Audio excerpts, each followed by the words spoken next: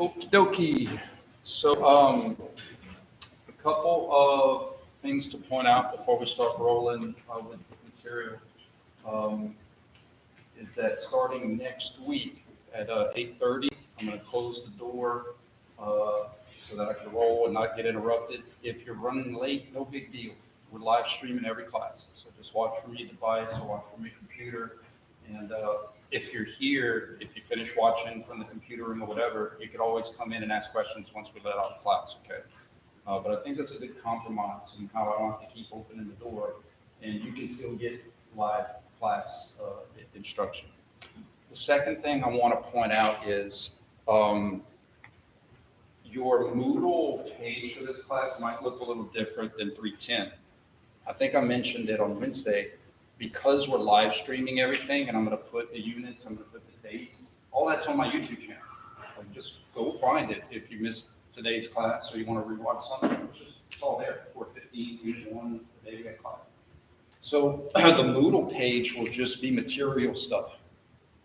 So like I posted some of the things we're going to talk about today, and I'm going to keep as I edit it, I'm going to post it.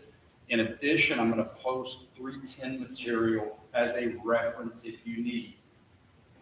I would recommend you start reminding yourself of things like pelvic girdle rotations and internal versus external and things that we've already talked about. However, it makes sense that sometimes you need to just refresh it. Guys, professional athletes have training camp because it's impossible to take a layoff. You've been playing ball your whole life, whatever sport. But you got to rework back into the game sometimes, okay? So I'm going to have that stuff on the Moodle page so that you can kind of start going back and reminding yourself of some of these movements, some of these illusions, verbiages, so that way when we get into movement strategies and the specific joints more in detail, that stuff, we don't have to go back to training camp. I'm asking you to kind of do it now so that when we get into the meat and potatoes of class, we're already caught back up to speed, okay? All right, good. Any questions before we get rolling? Okay. Biomechanics.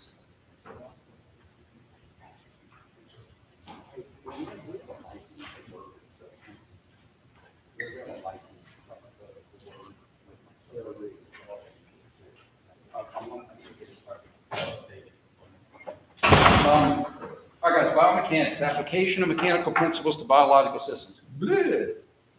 We are, whether you realize it or not, if you're in kinesiology, you are a type of engineer. True. You are an engineer applying the basic math that you think you don't know, but you do. I promise you, you know a lot more math and physics than you give. If you've ever worked with anybody on their form or on any kind of skill, guys, you're applying mechanical principles. You're applying engineer concepts in a certain extent. If you're helping someone with their form, if you're working with someone in a clinic, okay? So it's the application of mechanical principles, but instead of buildings and bridges and chairs and desks, we're applying to living things, right? Biological systems. Humans are obviously biological systems, but not all biomechanists have to apply their engineering to humans. A friend of mine now, and her and her husband apply, they are animal chiropractors. So they apply their physics, what they know about biomechanics, to dogs and cats and horses. So it doesn't have to be humans, although probably a majority of us, our biological systems are going to be humans. Okay?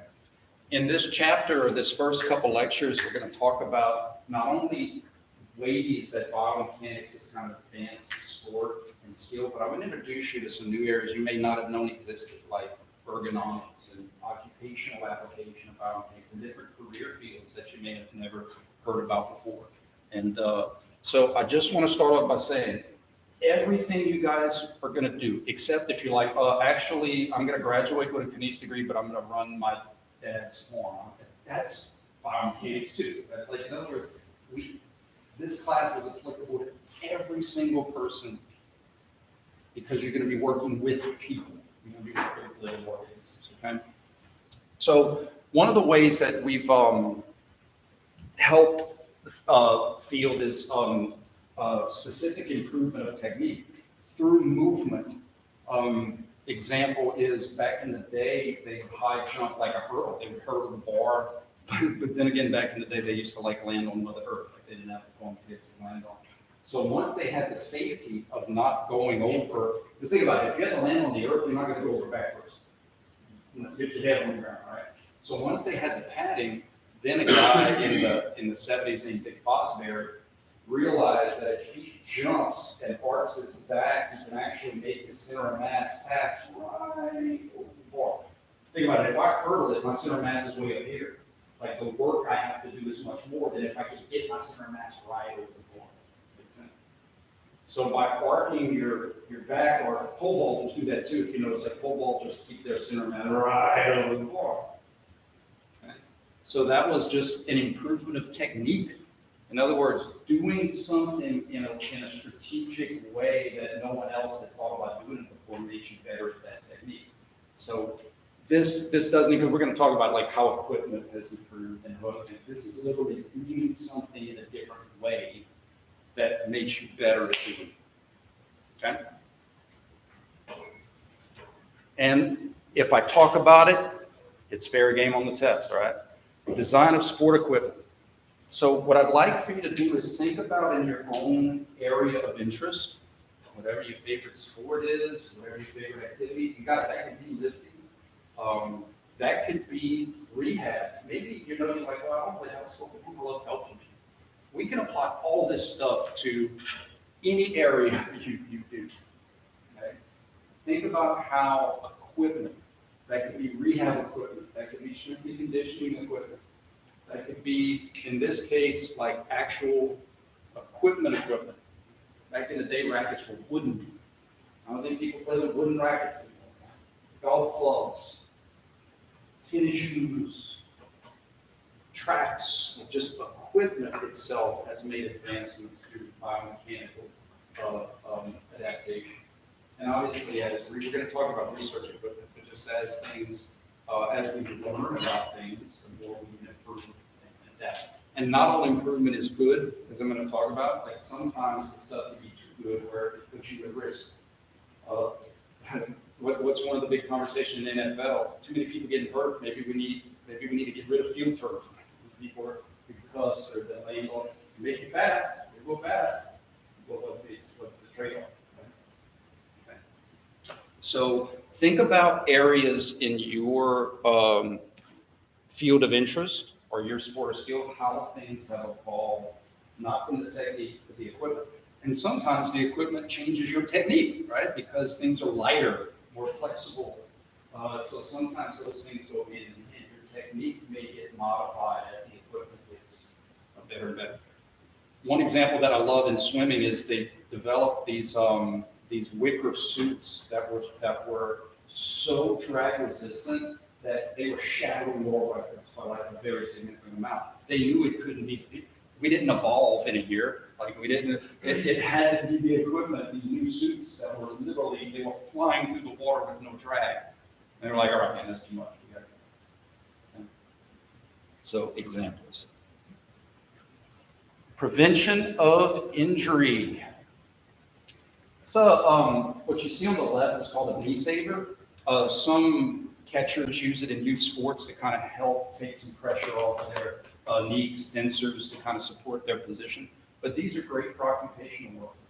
So in other words, that little padding kind of helps to soften the end point of knee flexion. So in other words, the padding is pushing in the direction of knee extension, and you don't have to have the muscles and the ligaments pulling in the direction of knee extension to maintain a certain squat position. And the field turf, you know, when turf first came out, it was to make you go fast. So people ripping up their knees, people getting concussed, and after all this injury data, they're like, maybe we made it too fast. And so they started developing field turf that had little bits and pieces to give. Put it this way, when it's rainy and muddy, probably not going to have like an ACL tear, because when you go to cut and plant, the earth will move instead of your knee moving, right? But what's the trade-off when the mud field is muddy? You're not going to go very fast, right? You're going to be slow. So it's to show you this kind of inverse proportionality sometimes with improvement of equipment and field for optimal performance, but sometimes that's not necessarily safe. You have higher risks with some of those things as well. So think about in your sport field area of interest, maybe what have they done to help prevent injuries? In NASCAR, I know probably some of you are NASCAR fans, but I like to try to throw out a lot of analogies. The halo to help keep the neck stable after Dale Earnhardt Jr. died, or restrictor plates to prevent you from going too fast. They actually have those things to make you, because if you go too fast, that's not very safe too. Okay? So in biomechanics, we are all about prevention of injury, especially in ergonomics.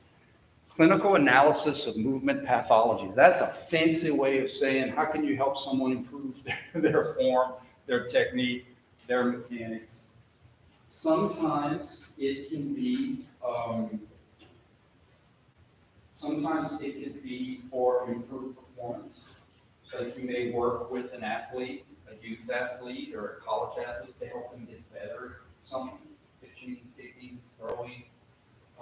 You personal trainers, you may work with a person helping get better at a certain level. But sometimes you can work with someone to make it safer to do something.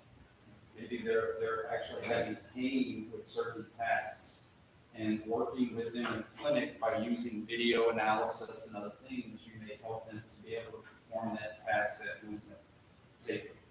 So in other words, you may work with a pitcher not to make them throw harder, but to make their shoulder hurt less because maybe their mechanics or their performance is, as we say in Delta, funky. You ever heard funky? Like it's just false.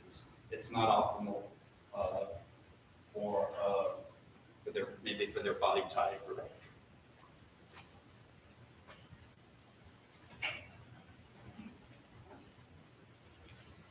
Design of prosthetics. Guys, this is a growing field. Growing field. In fact, they have new grad programs sprouting all across the country in prosthetics and orthotics. I've had several former students go on these programs. And it's not just for our wounded war heroes that have missing limbs. People have to have amputations. People get in car crashes. People are born with congenital defects. People have atrophy. There's just always going to be a need to help someone function. And so there's an entire new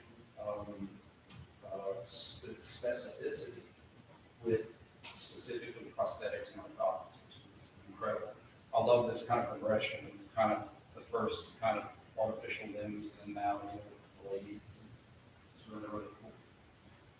Guys, think about this. As we go on in life, there's going to be more and more specificity.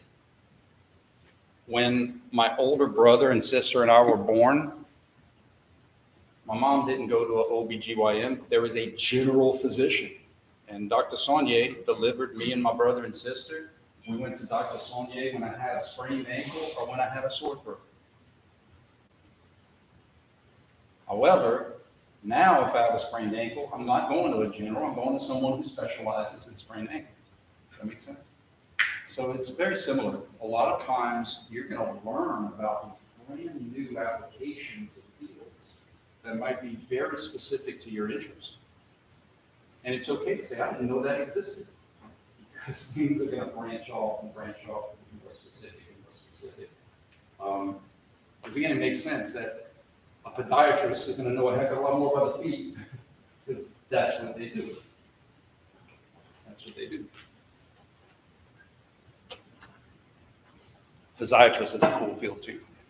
Design of sport equipment. How often do you ever give, I would say credit, but thought to like every machine in the weight room? Like it's specifically designed to fit. Can't go choose your wise words. Choose your wise words. Be adjustable to a majority of the population. Like think about it, when you go and adjust the seat or you adjust the legs, or like that all takes into account biomechanics because you want a majority of people to be able to do that machine or that exercise. So you want there to be adjustments. Adjustment on the weight set, adjustment on the seat, adjustment on how a long torso. So for me, I'm usually putting the seat way down, even though my legs, the little knee pad is a little short. I got short little legs and a long trunk.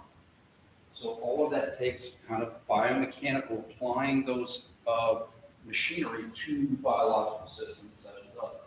Rehab equipment, no different. You know, designing if you work in a clinic, just look around. All of that stuff was designed specifically to be applied for a majority of people, adjusting things and resetting things. Okay? And there are people that get paid to do these things. There are people that get paid to do these things. There are people that get paid to do those things. This is my favorite one, because some of you don't know that these jobs exist. Occupational biomechanics. I'm going to have a seat for this one. Most of you are here because of your love of sport and exercise. If we have a team, let's say a basketball team, and somebody sprains their ankle or they get hurt, the game doesn't stop. We just put in a substitute and the game goes on. In other words, we have reserves. We have backups.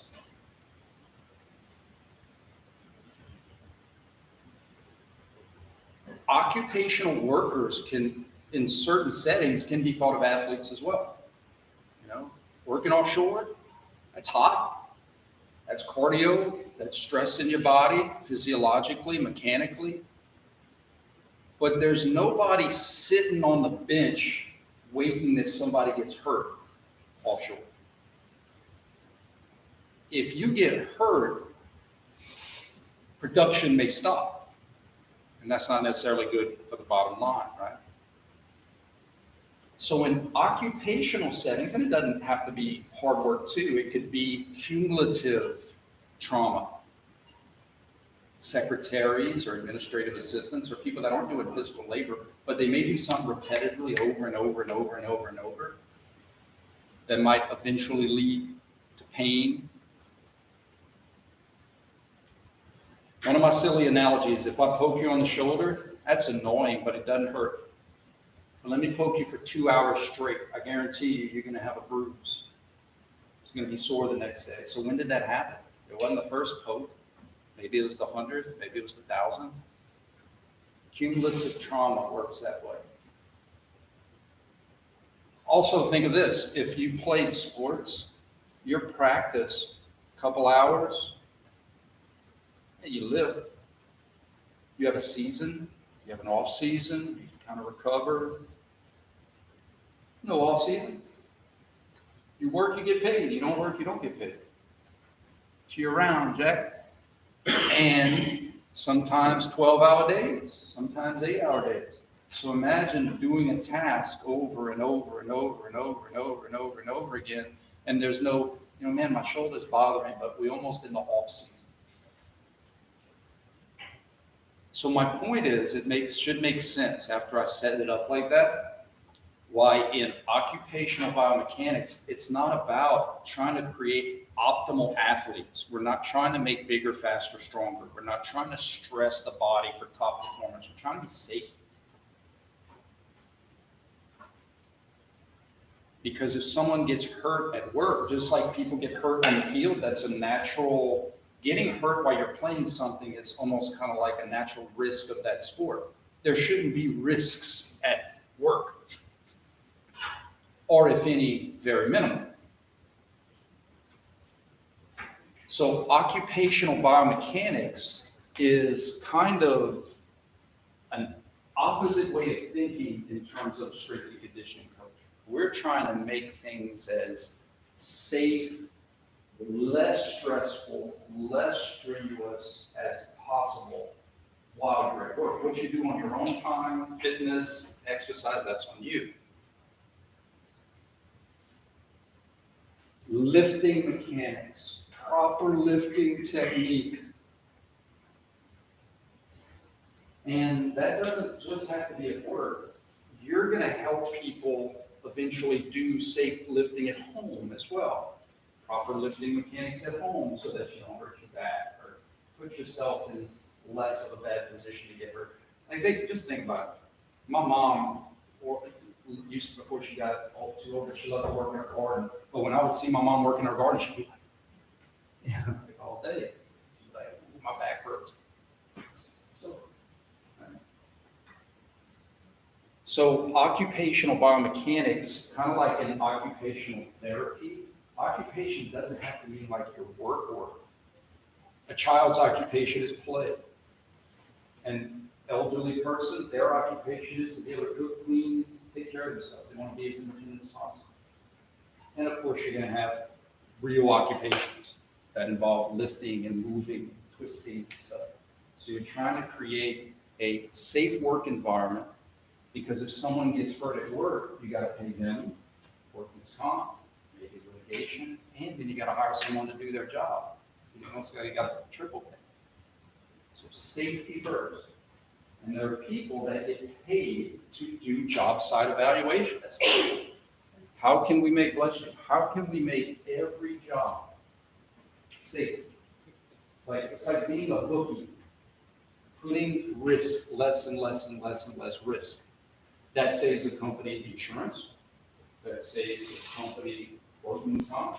Saves a company a lot of things to have a safer work environment. Okay? And there are people that do this.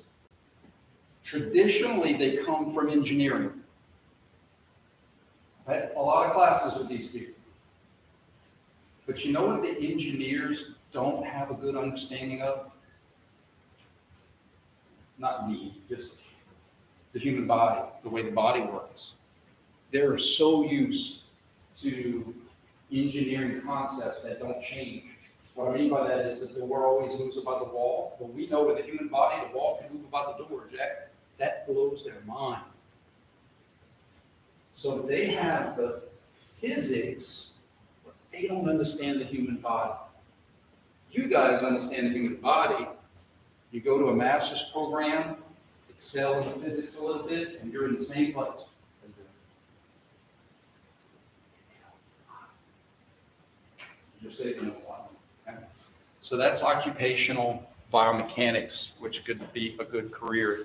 Human factors and ergonomics. Human factors is pretty cool. Human factors is like designing, like if you've ever seen like a display, you go to an oven and there's knobs and there's different buttons, and human factors engineering is trying to design things to be easier to use, more efficient to use. And then ergonomics, they're all very similar, occupational biomechanics and ergonomics. I like to separate them though, because ergonomics is like, how do you design things to be easier for people to use? Like ergonomically designed handles and shovels, and like how do you design things to make it safer to use for people? Okay, so like occupational biomechanics can be some of that too, but I like to think of the occupational biomechanics as like, how can you be more efficient at doing things? In other words, instead of twisting your trunk, like I think I have an example on one of these. I must have cut it out. But like we were taught when you're lifting like a heavy sack. I mean, common sense, guys. I don't want to do this and lift a heavy sack. Right? And if I can't lift with my legs, like you teach techniques, get down on one knee, take the sack, lean it back, put one part on your knee, push up with it. So it's more of kind of more efficient techniques to lift and move things, more efficient techniques to work at a setting that's going to require cumulative motion. And then the ergonomic stuff is like, how can we design the workstation to fit better around people? How we make it easier and safer for people to work because we're redesigning the workstation to make it easier.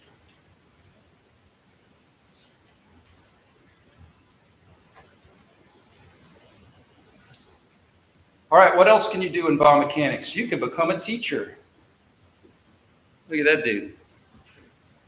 You could teach classes in anatomy and biomechanics, labs. I had at Auburn, we had a 3D class, which was really impressive. On the math, it's crazy stuff. You could teach ergonomics. You could teach a lot of cool stuff. You typically need to teach master's and doctoral students, you need a doctorate, but to teach undergraduate students, you can have a master's degree. And that's why you don't put tomatoes in your gumbo. Okay?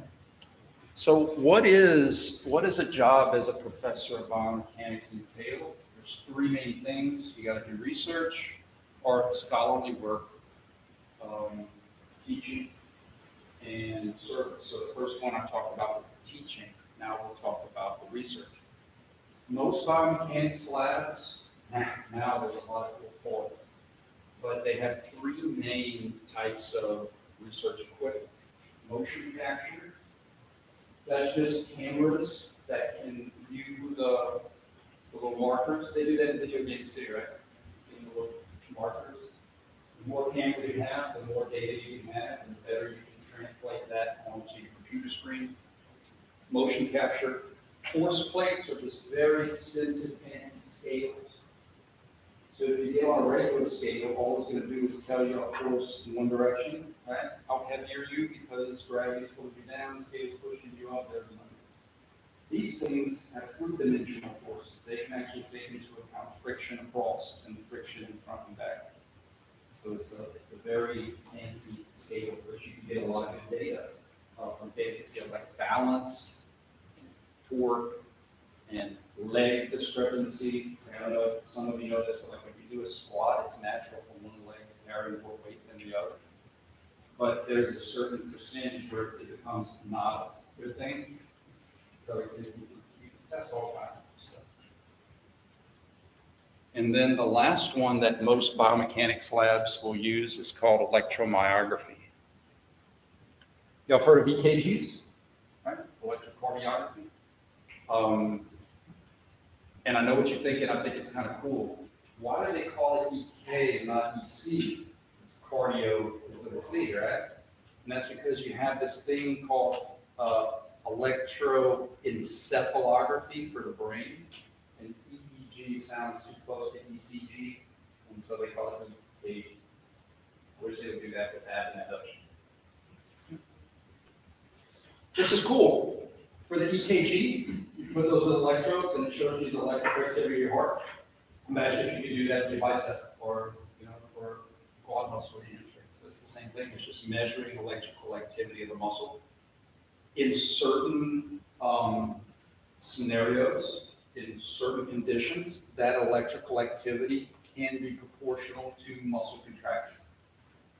But you have to set it up the right way for that to make sense. Okay? You learn that in grad school. But muscle. Some of the things you can do with electromyography. I wonder if a certain muscle is going to turn on during this movement or exercise. Or when does a muscle turn on because of this? So there's all kinds of cool questions you can answer if you can get into the mind of a skeletal muscle. Okay? And then the last thing a professor has to do is service. And there's national, international service. That's like if you present at a conference, you present at an international conference, national, state, local. You have university, college, departmental services. Mostly that's like committees and things like that. And then my favorite is service with your students. You can serve on thesis committees, dissertation committees, honors contracts. Beth on the left, she is done with prosthetics and orthotics schools, and she's a prosthetist and orthotist. And Grayson in the middle, she's a physical therapist. And Gradney, my man Gradney for his birthday, he had never seen John Wick. And so I took him to see a John Wick movie. It was like these biggest houses. So that's kind of my favorite thing to do is the interaction with students. All right. So what I'd like to do is have a conversation or for your project that's going to come up, think about and write this down, take notes, mental notes. But I'd like for you to think of your children. In other words, this might help you funnel down your skill. And remember, the skill doesn't even have to be in a sport. It could be in a therapy setting. It could be, I want you to learn in your area of applied interest, okay? So what I'd love for you to do is give some conversation, thought conversation to your area of interest, football, basketball, baseball, CrossFit, whatever, and say, how did we used to do certain things? And maybe not you, but how did they used to do certain things? And then how do we do it now? And how does that change from a technique standpoint? Or maybe your technique, like I give you an example, like the kipping pull-ups for CrossFitters, right? Why do we do those things, but maybe in another setting or another field they don't? This is not about who's right or wrong, it's about why. We do this because everything is always justifiable. It's never about who's right, who's wrong. It's this is what we do, and this is what we do. This is how they used to do something, and this is how they do it now.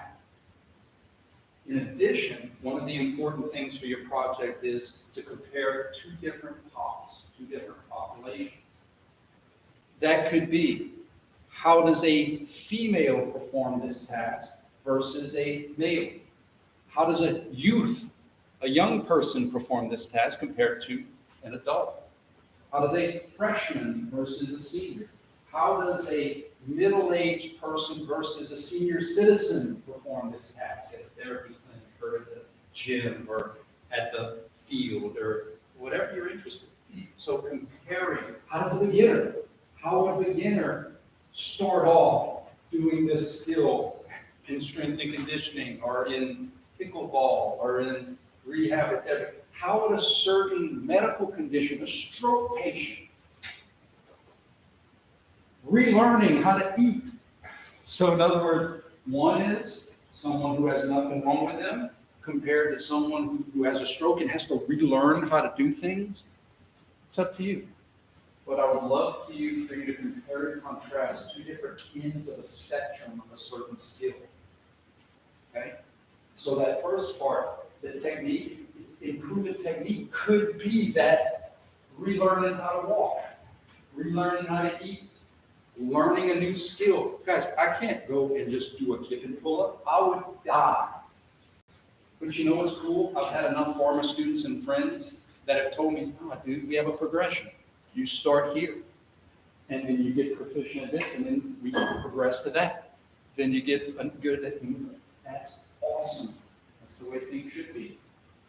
How would you progress in your world, in your skill, in your thing, for any skill that you have? How would you progress to it?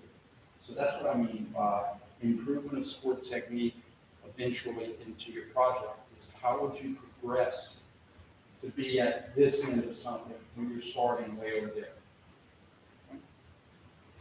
Talk about the equipment in your field. How does that change? How does doing, I know for me, like when I would play ball, like there were certain basketballs that I liked to play with, and there was others that just didn't feel right. Courts, and there's certain courts that you feel you got good grip, and there's others you're slipping and sliding around on.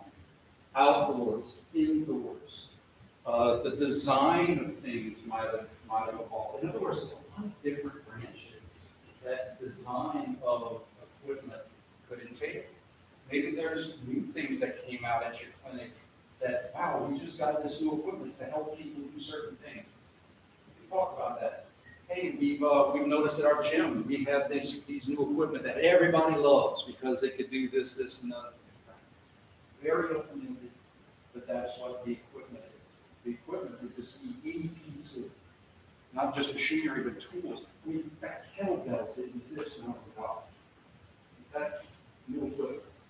Right? How does your sport skill area of interest clinic, what do y'all do to help prevent injury?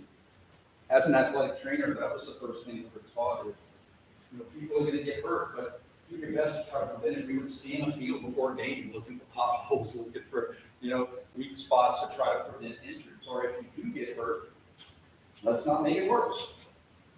So I'm just using that as an example. In your sport or skill, what are some of the things you do to try to prevent injury? If it's in the clinic, there's got to be some things you do to try to prevent someone from getting hurt while they're doing whatever you're going to be discussing. In gymnastics, they have spotters when they're practicing new skills. They have paddings when they land, right? Like there's different things you do to try to prevent injury. So that is a topic I want you to think about when you're doing your. And guys, this is just brainstorming. Of course, eventually I'm going to have more of a format. Correct. Here's the things I want you to do. We're just having fun, kind of planting some seeds into these different areas. Okay. When you're watching someone doing this skill, is there certain views that are better at, or is there certain,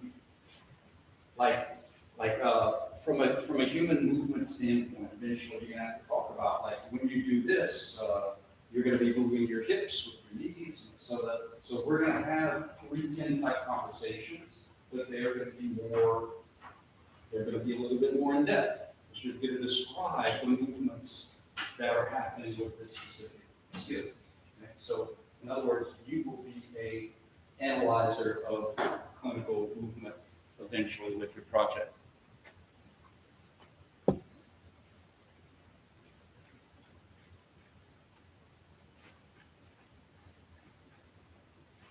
right. Does anybody already kind of know, it doesn't even have to be specifically what they're doing, but does anybody like, yeah, I'm really interested in this, and this is what I want to do? Everybody kind of have who is like, man, I don't know. That's okay to not know. Okay, great. That's what we're gonna work on that. We're gonna practice it. We're gonna apply it. We're gonna find something, but here's the key. My goal is to eventually put you in a position to find something that you have an interest in, a passion for, so that way, when we do start talking about the physics terms and all that icky stuff, you can apply it in your world, and I can apply it in your world to make some of that hopefully make sense, okay? So although it's not like oh gosh, we have to have something by next week. No way. But maybe I don't know what I want to do, but maybe I want to do it in pediatric. I want to do something with kids. That's a great start. That's a great start. Just funneling down a category is, I think, a great place to be by next week. We don't have to pick the skill until later. In fact, you may change your mind on the skill based on some of the stuff we start talking about next week. But just getting into the ballpark, just getting into the category, I think will help our understanding of a lot of the terms that we're going to use starting next week. And let me explain. I'm going to try to post those notes by Sunday. Let me tell you why this is so important to be on the same page. If anybody's ever watched a game on TV, or you're having a conversation with your friend, y'all know from 310 how easy it is to play fast and loose with terms. But you're watching a football game this weekend, and the commentators are talking about a player's acceleration, speed, and power, and they're using all these terms. And I'm not saying they're wrong in doing it. I'm not saying they shouldn't do it. But we use these terms so much in our everyday lives that those terms become numb to us in terms of what they really mean. Does that make sense? And so once all these terms kind of start to be bland, they lose their taste, and therefore they lose their meaning. And so what we're going to do is, in very simple terms, I'm trying to make it in simple terms, is we are going to define and apply these terms so that they do have meaning, they do have taste, and when you're doing your presentation, you're not playing fast and loose with terms like forces and accelerations and speeds. And it's actually meant to make things more clear and easier than be clouded and more difficult. Does that make sense? Okay.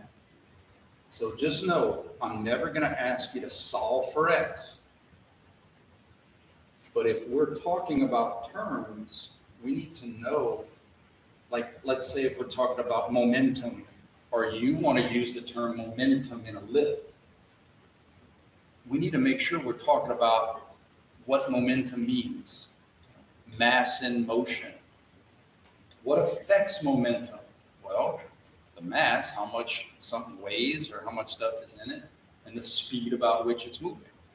So if this goes up and this stays the same, the momentum is going to go up. If this goes down and everything stays the same, things like that. How do different things affect these terms that we typically play fast and loose with? And that's going to put you in a much better position to apply all these terms that we use in everyday world to your project to actually give better meaning to that project. Okay? That's what's next.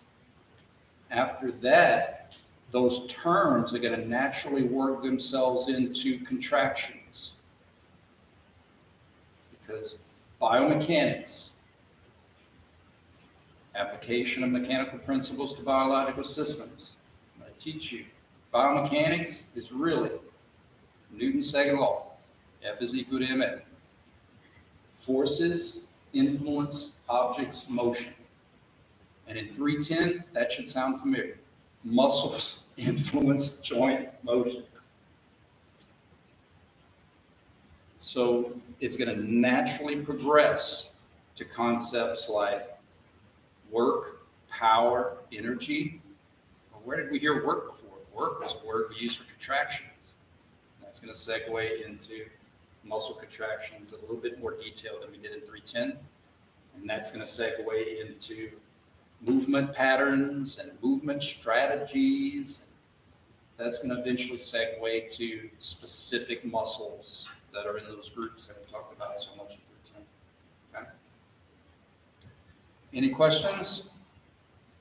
Once I have the new notes posted, I'll send an email letting you guys know. So that way, if you want to start previewing, looking ahead. Okay, guys? All right, y'all have a good weekend.